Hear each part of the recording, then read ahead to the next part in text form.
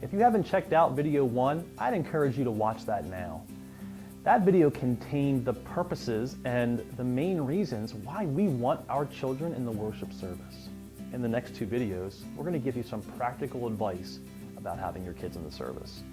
Part 2 will be about practices that you can develop during the week at home that hopefully will carry over to Sunday morning. In this video, we're going to give you 9 tips for helping you win on Sunday morning. Number 1, bring a go bag. There are lots of things that you can include in this bag, but make sure it's special. Here are some of the things that we suggest. You can bring a Bible. Make sure your child has a Bible that they can follow along with the message.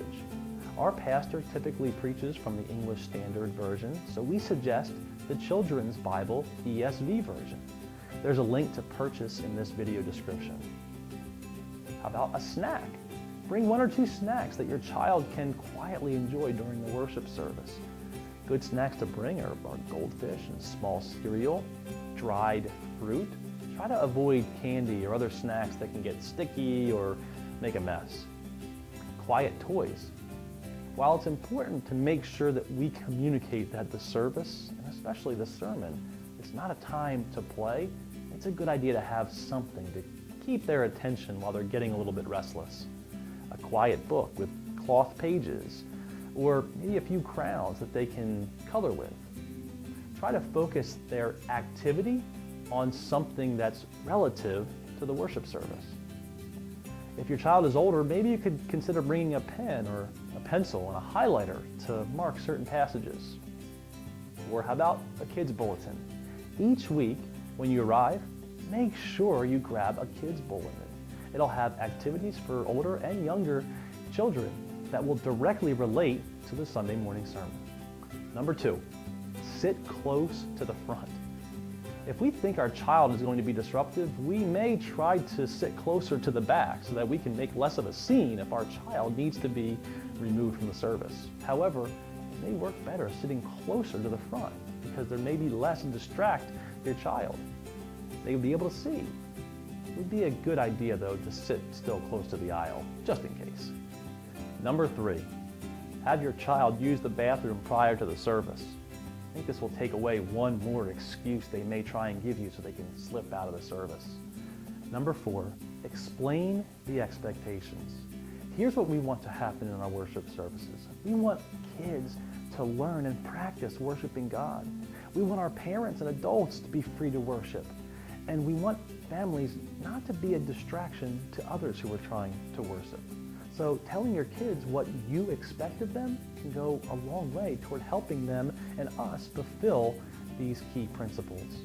So encourage your child to participate in the service. When we stand, have them stand. When we're praying, have them close their eyes as well. Tell them they should be focused on the people on stage, not looking around at others. And obviously keep the noise to a minimum.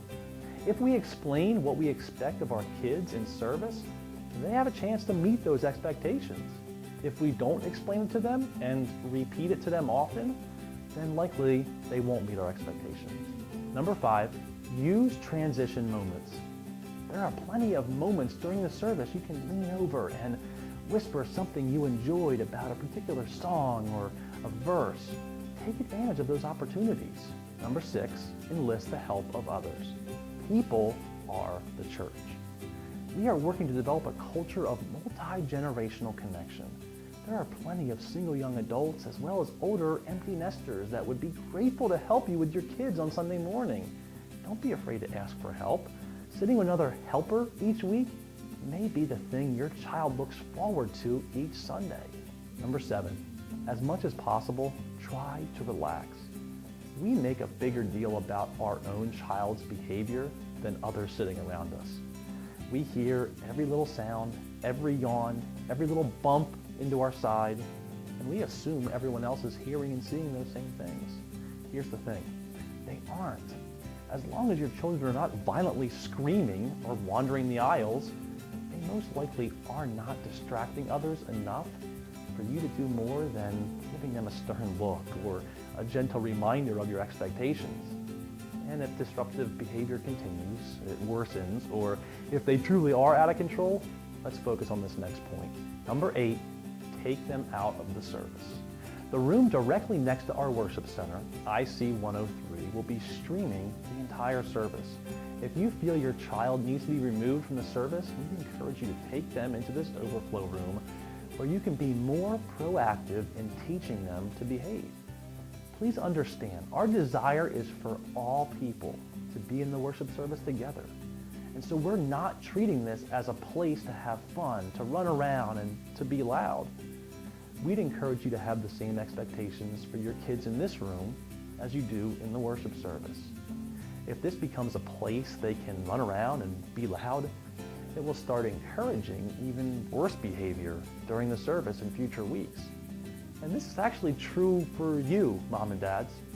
If you view this as a place to talk and catch up with other moms and dads, that could eventually change your view on worship and may even cause you to miss out on the entire worship service by starting and finishing in the overflow room. So, to recap, the overflow room is not for when you arrive late. It's not for those of you who think your child just simply cannot handle the service. See it as a last resort measure for those moments when your child is just not having the best day, and use it as a teaching opportunity. And lastly, number 9, debrief. Make sure you are quick to mention all the positive behavior you saw in your child during the service. Then, follow with the areas that maybe they can improve in their intention and behavior. Remind them what the expectation is and how they met, exceeded, or maybe fell short of that expectation. In part 2, we're going to discuss the things that you can do during the week to prepare your child for Sunday worship.